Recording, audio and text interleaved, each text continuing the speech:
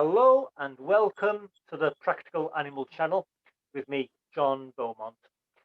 The Practical Animal Channel showcases who is who and what's what in the animal industry around the world.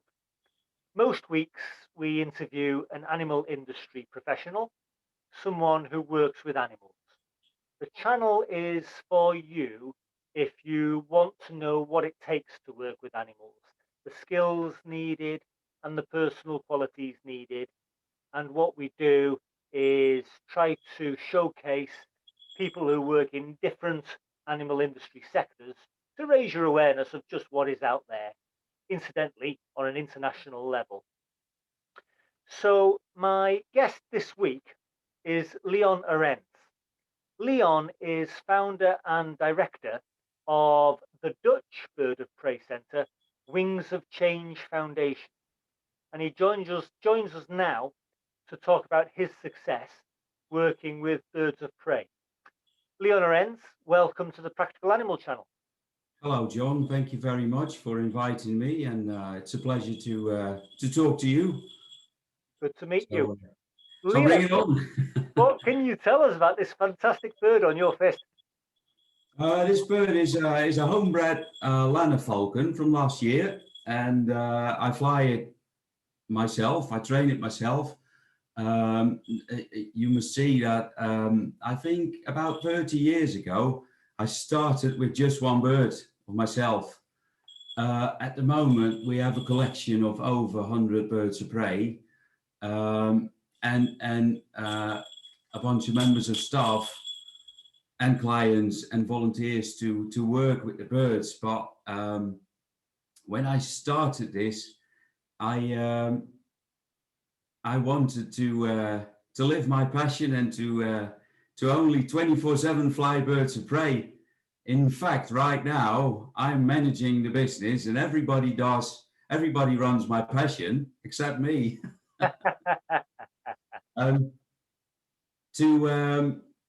To sort of stay connected, I just bonded to one bird and say, at least let me fly one. So I have to be very, how would you say, strict to myself. And the team members just remember me all day long. Right, Leon, get your ass out of the office because you must fly a falcon. Leon, so how many birds can one, what's the maximum number of birds, would you say, that one person can manage in a day? That really depends. That's a good question, though. It really depends what species, what the goal is with the birds. Are you doing pest control? Are you doing just basic training and flying, or do you do educational programs? Or so? Well, I think it's a hard question, and I couldn't say. Is that person only flying eagles, or is it flying owls, vultures? We fly an awful lot of birds at the moment, which holds owls, well, everything what carries feathers and is a carnivore. Brilliant. So, Leon, you are the director of the Wings of Change Foundation and its founder as well. That's a pretty successful situation to be in. Can you tell us, please, how did it come about? How did you come to be so successful? Well, as I'm the founder of this foundation, it's pretty easy to become the director.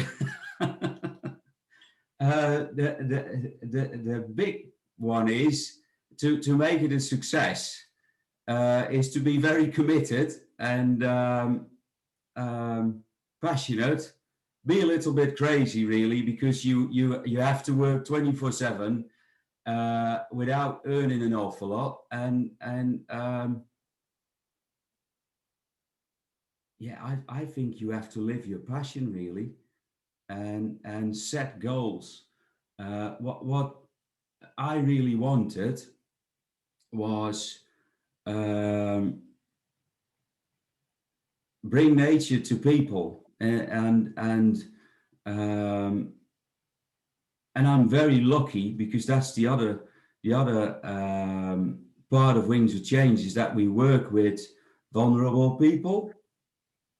And I'm very lucky that over more than 30 years, I've got a very special friendship with a disabled guy. And I became friends with him very young aged. And I'm simply born with a passion for birds of prey. And the combination was made when I introduced him to my first hawk, which I held in the backyard of my parents. And before that time, he visited me, well, every once in a while, but that completely changed since he got introduced to my passion and to my bird, because ever since then he visits me 7 days a week, and now he's living with us because 10 years ago I started professionally in the caretaking business, and I decided to combine that with my passion, and that's falconry and birds of prey. And it was his parents who asked me several times, Leon, can you please spend more time with Mark and your birds, because the more often he's got interaction with you and the birds, the better he is as a person. He's feeling happy and he behaves better, and we see little steps of development, which is great. So in the beginning, I wasn't, I didn't have an awful lot of knowledge about the caretaking business, but through him, I started to research that and to see what it was all about. And I started to ask myself questions as in, why does it, if it works that positive, as Mark's parents say, then how does it work? And can I, how would you say that? Sorry for my English. Can I steer it, if you see what I mean? Yeah. If it works that positive, is that coincidence, or can I control that? And if I can control that, I might be able to do it professionally, and then it might work for an awful lot of other people with the same diagnosis and all that. And ever since we started that, the ball started rolling. And nowadays we are a very professional caretaking organization and a bird of prey zoo. Yes, so to be clear, you've actually got, at least from what I understood it, at least 2 enterprises going, haven't you? You've got the Wings of Change Foundation, which is the Bird of Prey Centre, if I've got that right. Yes. And then you've got the charity working with vulnerable adults, is that right? Yes. But we've got the caretaking part of it is Wings Care Community. And with Wings of Change is all about the birds, because with the groups, with the vulnerable people, we take care for the birds. We also are a rehab center for wild birds of prey who got involved in car accidents, or owl chicks found by hikers in nature. And all sorts of that. So we do rehabilitation for wild birds of prey, and with the captive born birds of prey, we do all sorts of workshops and, well, almost everything what a common bird of prey centre in the UK does. So, but the big difference is that we run our programs with the clients, and they develop, the birds get the best attention you can give them, because we've got many people, so we're able to socialize our birds more than anybody else, and at the same time it's very good for the clients to be around the birds, so it's a win-win situation. And to be the founding director of the Wings of Change Foundation and the Wings community, Yes. what personal skills do you need to do that? Well, I said it a minute ago, you need to be a little crazy, really, because it's really hard work, and you need to be creative, and we're really innovating, if you see what I mean, especially with the clients and the groups of people we work with. So the skills, well, the best skill you must have is be passionate and be willing to work 24/7. Beside that, you need to be a proper falconer with experience, and not that somebody without experience doesn't have a chance, but to become in my position, you must see that my experience with working with birds of prey started very little as a hobby, and over 30 years I developed and got experience, and I've worked internationally, so I did all aspects of everything what I could do with feathered carnivores, is what I always say, because you know it holds everything. I did pest control, I did research for critically endangered species, I worked for many zoos and centres, and so yeah, well, what you really need is an awful lot of experience, and be not prepared, but it takes an awful lot of investment, not money wise, but for you as a person. That's what I think. Were you a falconer before you went into the pest control?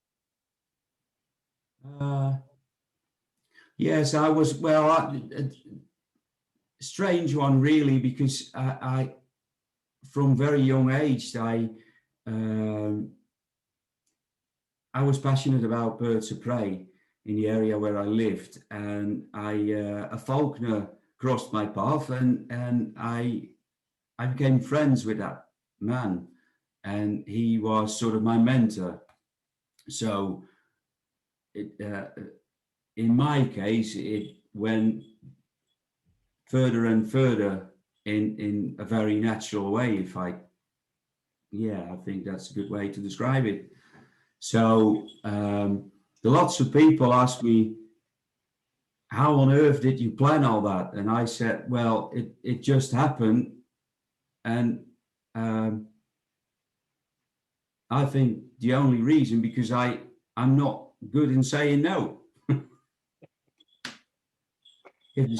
Once you get invitations to come and see a bird of prey collection, or to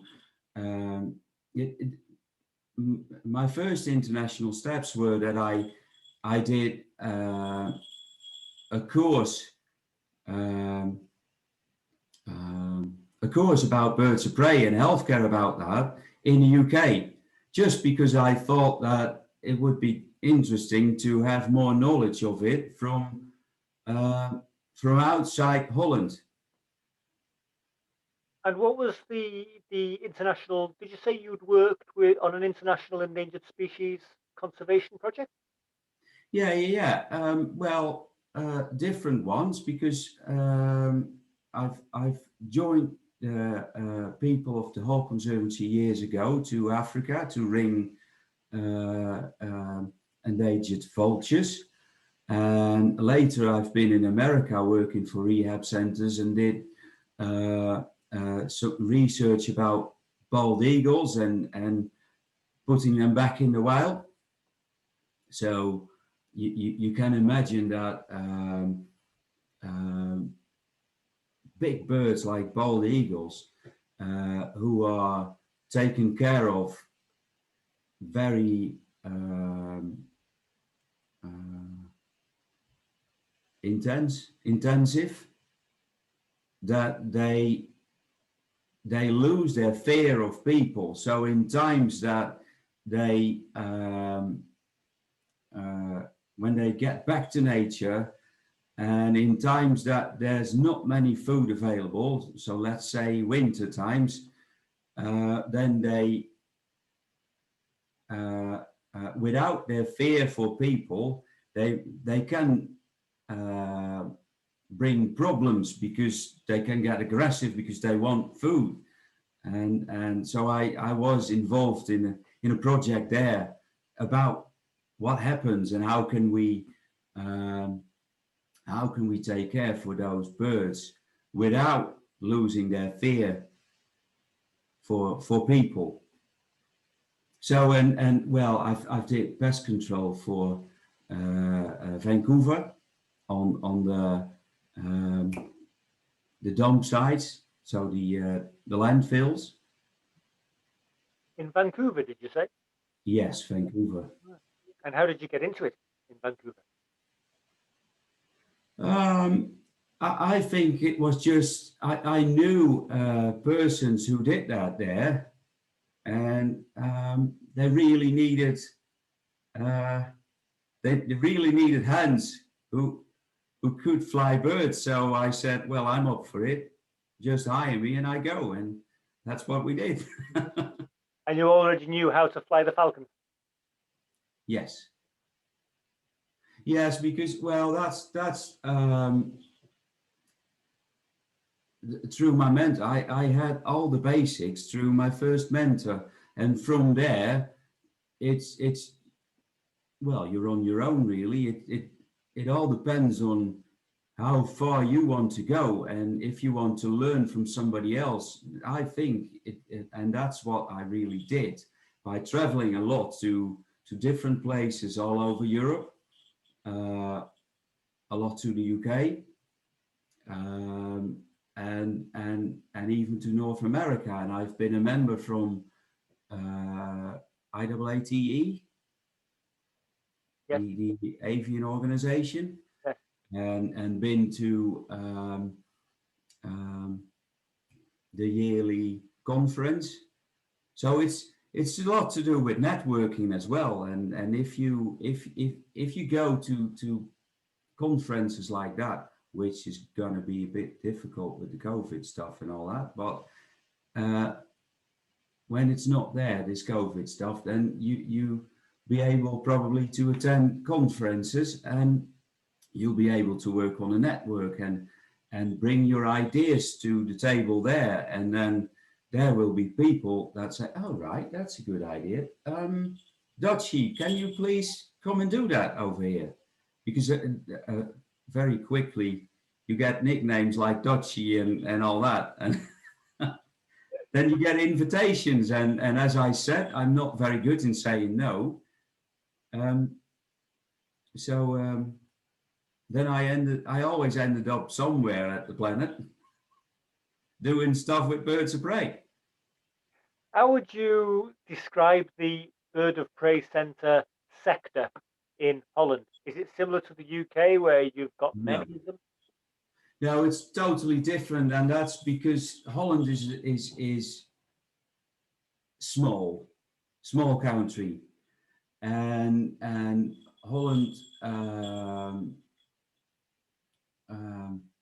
How would I put that?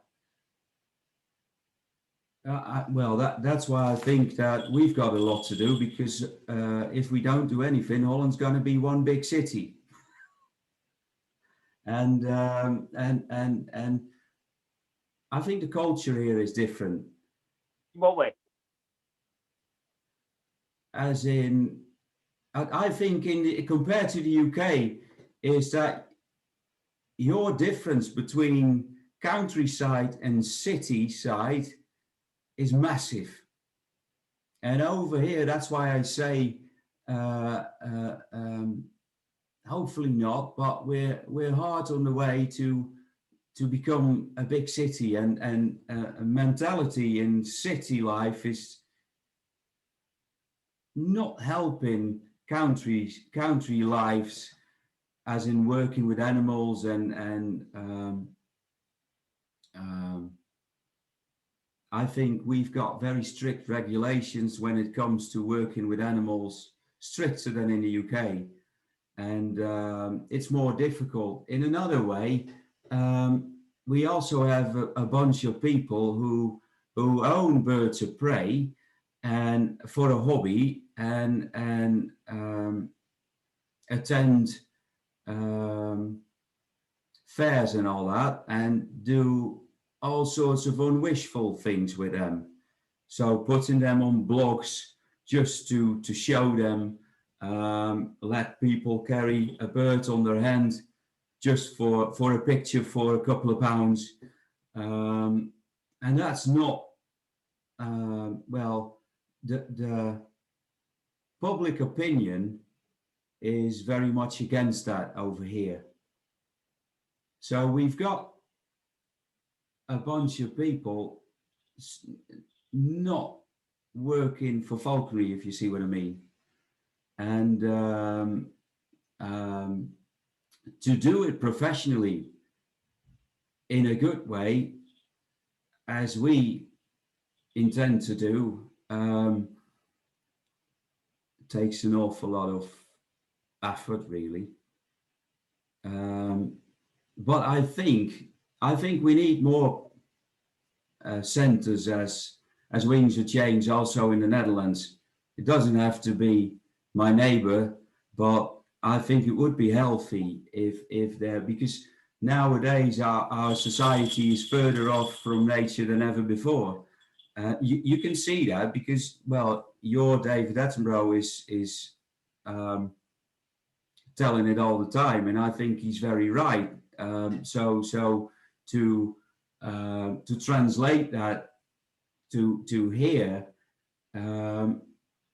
we sort of bring the same messages, only through our centre, and big win situation with that is that we do that with the clients, as in groups of vulnerable people who we give we give them a life and a job, because it's their job, and there's not an awful lot of work for these groups of people, and most of them only hear around them where they're not good enough for, or what they can't do, and we give them a life and help them in a way they can do. So we help them, they help us, and they help the birds, and hopefully we can sort of throw some sparks around, as in sparks that inspire people to take care for nature and to become passionate about them. I've listened to a few business people talking about how they run their enterprises and Yes. some general principles about running a business. And I'm always curious about the relationship between general business principles and running a bird of prey centre. People have told me that a business needs 3 unique selling points to stand apart from its competitors. Would you say that you can apply that same principle to bird of prey centres? And if so, how does your centre stand apart in 3 ways from other bird of prey centres in Holland? We are very unique in everything we do. in lots of ways, the basics is what I just explained with how we do it and with the people we work with. Then also, well, I simply think there isn't another collection like us in Holland who are doing the same programs, because we basically important part of our collection is European birds of prey, which most of the bird of prey owners or bird of prey collection who work professionally, they have an awful lot of exotic birds in their collection, and they step over what lives in our backyards over here. So big part of our collection is that we show people what lives in their backyard and we bring it close to them. So that's the difference. And we are not open as in an ordinary zoo that you wake up in the morning, have your breakfast, and you decide to this is a nice day to go to London Zoo, and you can drive up there and buy a ticket and have your day out. Over here with us, it's all controlled. So you have to buy your ticket online or through phone and pick a date and say what program you want to have. Which makes it very personal and which makes it very well, intense isn't the right word, I think, but you as a guest, as a visitor, get loads and loads of attention. You get to be able to work with the birds yourself on the guidance of us and the clients, and that makes it very special. So that's what we do, and I don't think there's any other collection working the same as we do in Holland. Leon, how would you describe the bird of prey sector going forward, say, in the next 10, 20 years? How will it develop in Holland? Well, if we do the right thing as a sector, I think we need to work as a team, and so we all have to work on our standards. Like I said, it's not acceptable for these people who probably just own birds of prey and they might say they do it professional, but they don't. They work for pocket money, if you see what I mean, and they're not hired. They just sell themselves for money with their birds on fairs and all that. And I think as a sector, we need to do something about that. Well, there is, because I think the public opinion is getting stricter. Nowadays, the attention, we think totally different about animal welfare than 20 years ago. Not to speak about 50 or 100 years ago, an animal's life didn't mean anything by then. And nowadays, sometimes I'm scared that it goes the other way around, that we put the horse on our back instead of the other way around. So let's keep it in the middle and keep your birds free-lofted, do an awful lot about enrichment, um, give them a life as close as you can to a life they would have free in nature, and get the public involved to that. Because I think that is what people want to see, and that is what people need to see, because especially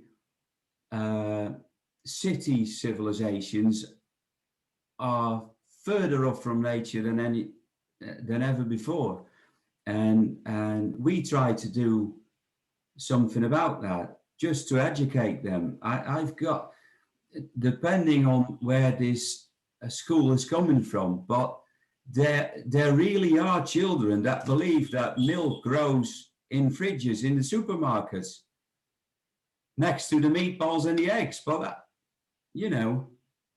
there's an awful lot of work for us as a sector, because by showing our birds in the right way to audiences, you show people how it really goes in nature, because it goes through the birds, but you can bring it much wider, right? Is Holland, to a certain extent, in danger of becoming a city state? Yeah, I believe so. If yeah. People are becoming more urbanized and removed from the natural world. Yeah, that's what I meant to say. Yeah, and well, I truly believe that we have a very important challenge as Wings of Change and as a bird of prey center over here to bring nature back to the people. Because if you, there is an awful lot of organizations, animal protections and animal welfare groups who are that right if they say when you hold a bird or an animal in captivity, you must give it the best life you can give it because you chose for that animal, not the other way around. So, but don't bring it too far, because those groups of people want to want to stop with animals in captivity, which I think is not the way, because we want people to take care and to be passionate about nature. And I think to hold people away from that, they don't care about it, so they won't care for it. That was a wonderfully perceptive insight. Leon, is there anything else that you'd like to add? To add to this conversation? Yes. Well, I think we can talk for another 3 weeks, but I agree. No. I'm very thankful that you invited me to have this conversation. And no, not now. No, I can't think of anything to really add now. The only thing is that yeah, I've got something. If there is people watching now who want a career in the animal industry, is, well, be passionate in such a way that you want to work, to really want to go for it, set your goals and believe in it and do it the right way. But if you want to become rich very quick in a materialistic way, don't get involved in the animal industry. Do you take on international volunteers, Leon? Yes. Yeah. And also, how would you call that? Internships, as Yeah. in people who want to study practically with us are more than welcome. How do they get in contact with you? Through our website, through social media. I would say just Google Wings or Change the Netherlands and find our website and bring it on. Leon Arends, Director of Wings of Change Bird of Prey Centre and Wings Community. Thank you very much for being on The Practical Animal. All right. Well, thanks. It was a pleasure to do. And I hope to speak to you again. Indeed. Thanks a lot. Cheers.